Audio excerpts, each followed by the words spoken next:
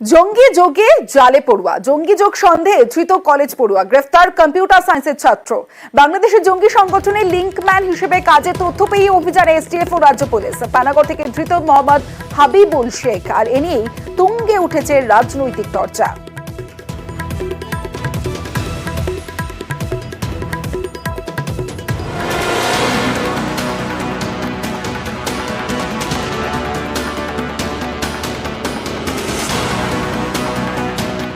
বাংলাদেশের জঙ্গি সংগঠনের সঙ্গে যোগাযোগ, এই সন্দেহে গ্রেপ্তার কলেজ পড়ুয়া। শনিবার পানাগড়ে এসটিএফ এবং রাজ্য পুলিশের যৌথ অভিযান। ধৃত মোহাম্মদ হাবিবুল শেখ, 21 বছরের এই যুবক পশ্চিম বর্ধমানের পানাগড়ের মীরপাড়ার বাসিন্দা, কম্পিউটার সায়েন্সের দ্বিতীয় বর্ষের পড়ুয়া। এই যুবকের সঙ্গেই নাকি জঙ্গি সংগঠনের যোগসূত্র পেয়েছে এসটিএফ। তাদের দাবি, বাংলাদেশের নিষিদ্ধ জঙ্গি সংগঠনের লিঙ্কম্যান ধৃত মোহাম্মদ হাবিবুল শেখ সোশ্যাল মিডিয়ায় নিষিদ্ধ জঙ্গি সংগঠনের সঙ্গে নিয়মিত যোগাযোগ রাখত, বিভিন্ন তথ্য দেওয়া নেওয়াও করেছে। হাবিবুলের সম্পর্কে তথ্য পেয়েই ময়দানে নামে রাজ্য পুলিশের এসটিএফ। শনিবার কাকসা থানার পুলিশকে নিয়ে সোজা পানাগড়ের মীরপাড়ায় হাবিবুল শেখের বাড়িতে গ্রেপ্তার করা হয় কলেজ পড়ুয়াকে। রবিবার তাকে দুর্গাপুর মহকুমা আদালতে তোলা হয়। এসটিএফ আধিকারিক এবং কাকসা থানার পুলিশ তাকে নিজেদের হেফাজতে নিয়ে তদন্তের গতি এগিয়ে নিয়ে যেতে চাইছেন, কারণ এর পিছনে কে বা কারা রয়েছে তা খতিয়ে দেখছে এসটিএফ আধিকারিক এবং কাকসা থানার পুলিশ। আমি আগেই বলেছি, পিএফআই, সিমি, জামাত, হেফাজত 72টা জায়গা উন্মুক্ত পশ্চিমবঙ্গে, যেখান দিয়ে যে কেউ বাংলাদেশ থেকে ঢুকতে পারেন, বেরোতে পারেন। কল্পনাও করতে পারছেন না আগামী 10 বছর পরে কোথায় যাবে পশ্চিমবঙ্গ। বিজেপি মনে রাখবেন, আপনাদের দফতরে, স্বরাষ্ট্র মন্ত্রকের দফতরের স্টেটমেন্ট, তাতে বলা আছে ভারতবর্ষের অন্তত 14টা রাজ্যে কোনো না কোনো জঙ্গিদের গতিবিধি, করিডোর, বাসস্থান এর অস্তিত্ব পাওয়া গেছে, এবং তার মধ্যে কিন্তু বিজেপি শাসিত রাজ্যও রয়েছে। এগুলো ভুলে যাবেন না। দুর্গাপুর থেকে অর্পণ চক্রবর্তী, নিউজ 18 বাংলা।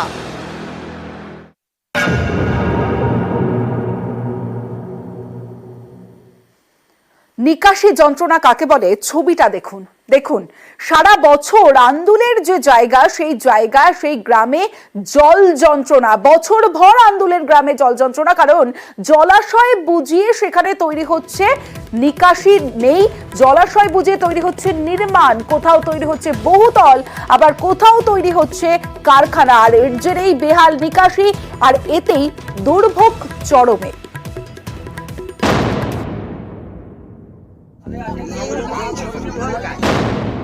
রাস্তায় জল, খেলার মাঠে জল, প্রায় সারা বছর জমা জলে দুর্ভোগ হাওড়ার আন্দুলে। আন্দুলের পাশ দিয়ে বয়ে গিয়েছে 16 নম্বর জাতীয় সড়ক। রাস্তার পাশে রয়েছে নয়নজুলি এবং জলাশয়, যা আন্দুল সহ হাওড়া শহরের জল নিকাশির বড় ভরসা। এইসব জলাশয় বুঝিয়ে তৈরি হচ্ছে একের পর এক নির্মাণ। অভিযোগ, নিকাশির পরিকল্পনা ছাড়াই কারখানা অথবা বহুতল তৈরির অনুমতি দিচ্ছে আন্দুল গ্রাম পঞ্চায়েত। ফলে এলাকার জল বেরোনোর রাস্তা বন্ধ, ভুগতে হচ্ছে আন্দুলের আরগড়ের প্রায় 25,000 বাসিন্দাকে। কোথাও রাস্তায় জল, কোথাও আবার বাঁশ দিয়ে তৈরি হয়েছে অস্থায়ী রাস্তা। খেলার মাঠ যেন পুকুর। স্থানীয়দের দাবি, প্রায় সারা বছর এই গ্রামে জল জমে থাকে। এর জেরে বন্ধ অঙ্গনওয়াড়ি স্কুল। যখন মাঠ উদ্বোধন হচ্ছে তখন একটু খেলাধুলা যেত, তারপরে মোটামুটি জল তো সবসময় লেগেই থাকে। আর এই সামনে একটা স্কুল দেখছেন, স্কুলও মোটামুটি জলের বিনিময়ে বাচ্চারা স্কুলে আসতে পারছে না, স্কুলও বন্ধ। অঙ্গনওয়াড়ি কেন্দ্র, এটা কতদিন বন্ধ থাকে? বন্ধ বলতে কি, জল লাগবে না তো কি খুলবে, বন্ধই থাকে বলে চললো।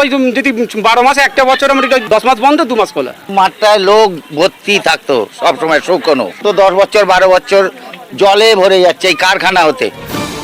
বছর ভর জল যন্ত্রণা, এরই প্রতিবাদে আন্দুল পঞ্চায়েত অফিসে বিক্ষোভ স্থানীয়দের। 8 ঘন্টা বৃষ্টি হলে জল ঢুকে যাবে, আর এখানে পার ডে 60,000 লিটার জল ওইদিকে ছেড়ে দিচ্ছে। আমরা কোথায় যাবো? মেম্বাররা দিচ্ছে, কারখানায় চলে যাচ্ছে, বেআইনভাবে ফ্ল্যাট কিনছে, ফ্ল্যাটের কাছে পয়সা নিয়ে এসছে। যে ফ্ল্যাটের ম্যানেজার সে বলছে পঞ্চায়েতকে টাকা দিয়েছি, পঞ্চায়েতে টাকা দিয়েছি, কাজ হবে। আর আমরা ডুববো কেন? আপনার যে জলটা যাবে, আমরা ডুববো কেন? আপনার জলটা কোথায় যাবে?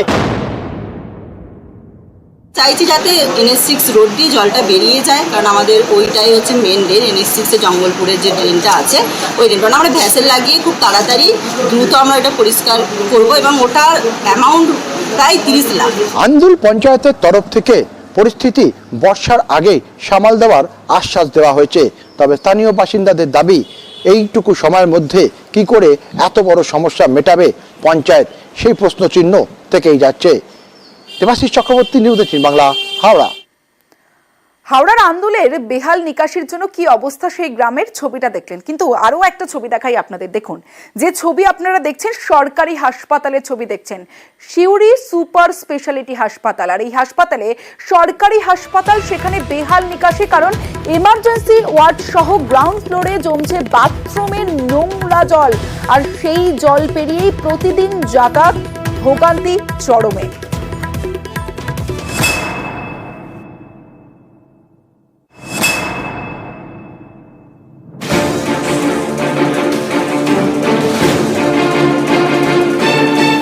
বীরভূমের সিউড়ি, এখানেই সিউড়ি সুপার স্পেশালিটি হাসপাতাল। প্রতিদিন রোগীর ভিড়, এমন গুরুত্বপূর্ণ হাসপাতালে নিকাশি ব্যবস্থা বেহাল। হাসপাতালেরই বাথরুমের নোংরা জলে ভাসছে এমার্জেন্সি ওয়ার্ড, জল থই থই একতলার অন্য ওয়ার্ডও। সেই নোংরা জল পেরিয়ে ঢুকতে হচ্ছে হাসপাতালে। মানুষ পুড়ে গেলে তো মানুষের আরো তো বিপদ হয়ে যাবে, আপনারা যদি না দেখে তারা কি করে আর ডেভেলপ হবে। আমরা যে একটা পেশেন্টকে নিয়ে আসবো সেই হিসেবে তো আমরা নিয়ে আসতে পারবো না, দেখে তো ভয় লাগছে যা রাস্তা হয়ে আছে, পরিষ্কার রাখা দরকার। 10 তলা বিল্ডিং নিয়ে সিউড়ি সুপার স্পেশালিটি হাসপাতাল। এক এক তলায় এক একটা বিভাগ, প্রত্যেক তলায় রয়েছে বাথরুম। সেখানকার নোংরা জল পাইপে করে বেরিয়ে যাওয়ার কথা। অভিযোগ, একতলার আউটলেট দীর্ঘদিন পরিষ্কার করা হয়নি, ফলে বাথরুমের জল বেরোচ্ছে না। সেই নোংরা জলই ঢোকে এমার্জেন্সি ওয়ার্ড সহ বিভিন্ন ওয়ার্ডে। হাসপাতালের বাইরের নর্দমারও একই অবস্থা। সেখানে রয়েছে বস্তি, নর্দমার উপর ঘর করে থাকেন অনেকে, তাই নর্দমাও সাফাই হয় না। এতে হাসপাতালে বাড়ছে দুর্ভোগ। আগে তো পঞ্চায়েত ছিল, পঞ্চায়েত এক দুবার করেছিল, মিউনিসিপ্যালিটি হওয়ার পরে এখনো কই কিছু করে নাই। তো অনেক জল হয়ে গেলে আমাদের বাড়ি দিকে জল উঠে যায়, তারপরে নোংরা ড্রেনের গন্ধ, খুব মশা, ড্রেন পরিষ্কার হয়। কিছু কনস্ট্রাকশনের প্রবলেম রয়েছে, তার মধ্যে আমাদের যে সুয়েজ সিস্টেম রয়েছে, আমাদের এসটিপি রয়েছে, সেই এসটিপির প্রথম থেকেই যা বানিয়ে দিয়ে গিয়েছিল, তারপর থেকে যে পুরোটা ক্লিন করা বা তোলা, সেই বিষয়গুলো ডিফিকাল্টি রয়েছে। আশা করি এই সপ্তাহের মধ্যে ঠিক হবে। আমাদের তরফ থেকে পৌরসভার পার্মানেন্ট 4টে লেবার দিচ্ছি, প্রত্যেকদিন সুইপিং হয়। কিন্তু এই যে হাসপাতালের ভেতরে যে মেনটেন্স, এটার দায়িত্ব তো হাসপাতালের সুপারের। কিন্তু হ্যাঁ, এনক্লোজমেন্ট যেটা বাইরে ওভারফ্লো হচ্ছে, আমরা যতটা পাচ্ছি পরিষ্কার করছি। আগামী দিনে যে ড্রেনে বসতিটা আছে সেটা আমরা এনক্লোজমেন্ট ভেঙে দেবো। বারবার সিউড়ি হাসপাতালের যে চেম্বারের জল, তা কিন্তু উপচে চলে আসছে এবং তাতে সমস্যায় পড়েছে রোগী এবং রোগীর বাড়ির আত্মীয়রা। আর এই সমস্যা থেকে কবে কিভাবে মুক্তি পাবে তার কিন্তু প্রশ্নের এখনো অবধি কেউ কোনো উত্তর দিতে পারেনি। সুপ্রতিম দাস, নিউজ 18 বাংলা, বীরভূম। এবার নিউজ রুম লাইভে আপনাদের দেখাবো খাস কলকাতায় জল কষ্ট।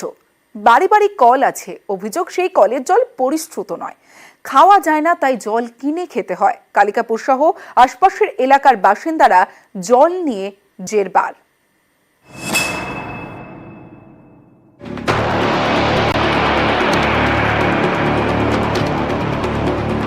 কলকাতা পুরসভার 106 নম্বর ward Kalikapur, Gitanjali park, hospital road, eastern park সহ বিভিন্ন এলাকায় তীব্র জলকষ্ট। এখানে বাড়ি বাড়ি কল আছে, সে কল থেকে জলও পড়ে, কিন্তু সেই জল খাওয়া যায় না।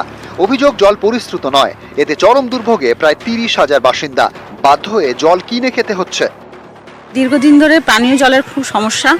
আর এমনি জল আমরা পাই, যেটা ব্যবহারের জলটা, পানীয় জলটা হলে খুব খুশি হয়। আর আমরা দীর্ঘদিন ধরে খাবার জল কিনে খাই, 10-12 বছর ধরে সমস্যা চলছে। আমাদের এখানে একটা কাউন্সিলে একটা খাবার জলের মোটামুটি ট্যাঙ্ক বসিয়েছে, কিন্তু এটা খাবার যোগ্য নয়। তা আমরা যদি এখানে একটা খাবার যোগ্য পানীয় জল, প্রতিদিন আমাদের 30-40 টাকা আমাদের খাওয়ার জলের জন্য আমাদের খরচা করতে হয়। কালিকাপুর এবং আশপাশের এলাকায় জলকষ্ট। স্থানীয় তৃণমূল কাউন্সিলরের দাবি, জলকষ্ট মেটাতে বুস্টার পাম্পিং স্টেশন তৈরির উদ্যোগ নিয়েছে পুরসভা। তার জন্য মাতঙ্গিনী হসপিটাল রোড এলাকায় একটি জমিও চিহ্নিত করা হয়েছে। বিগত পৌর অধিবেশনে প্রস্তাবটাও এনেছিলাম যে আমাদের সারা বছরই একটা পরিশ্রুত পানীয় জলের সমস্যা রয়েছে। আমরা ইতিমধ্যেই একটা ওখানে বুস্টার পাম্পিং স্টেশন করার প্রস্তাব দিয়েছি, মাননীয় মহানাগরিকও সেটা অনুমোদন করেছে। স্বাস্থ্য দপ্তর থেকে প্রিন্সিপালি ওটা রাজিও হয়েছে, ওরা জমিটা আমাদের হ্যান্ডওভার করে দেবে। এখন ওটা ফাইনাল অ্যাপ্রুভালের জন্য পশ্চিমবঙ্গ সরকারের মুখ্য সচিবের কাছে রয়েছে। আন্ডারগ্রাউন্ড ডিপ টিউবওয়েল আছে, এখন যেটা দরকার সেটা হচ্ছে গঙ্গার জল, পরিশোধীয় জল পাচ্ছে না। এরকম কলকাতায় 1 ইঞ্চি একটা প্রিমিসেসও নেই, যদি কোনো জায়গায় টেকনিক্যালি না আটকে যায়। 700 কোটি টাকা খরচা হচ্ছে দুটো ট্রিটমেন্ট প্ল্যান্ট তৈরি করতে, ওখান থেকে জল নিয়ে আসতে এবং এই বিভিন্ন এলাকাগুলোর মধ্যে বুস্টিং পাম্পিং স্টেশন করতে। কিন্তু 3 বছরের মধ্যে ম্যাজিক করা যায় না। I can not do magic. 50 বছর ধরে এগুলো ভাবেনি লেফট ফ্রন্ট সরকার, সেইগুলো এখন ভেবে আমরা আস্তে আস্তে করছি। টাকাটারও জোগাড় করতে সময় লাগে। ক্যামেরায় অর্জুন রায় গোস্বামীর সঙ্গে অর্পিতা হাজরা, নিউজ 18 বাংলা। খাস কলকাতায় জলের সমস্যা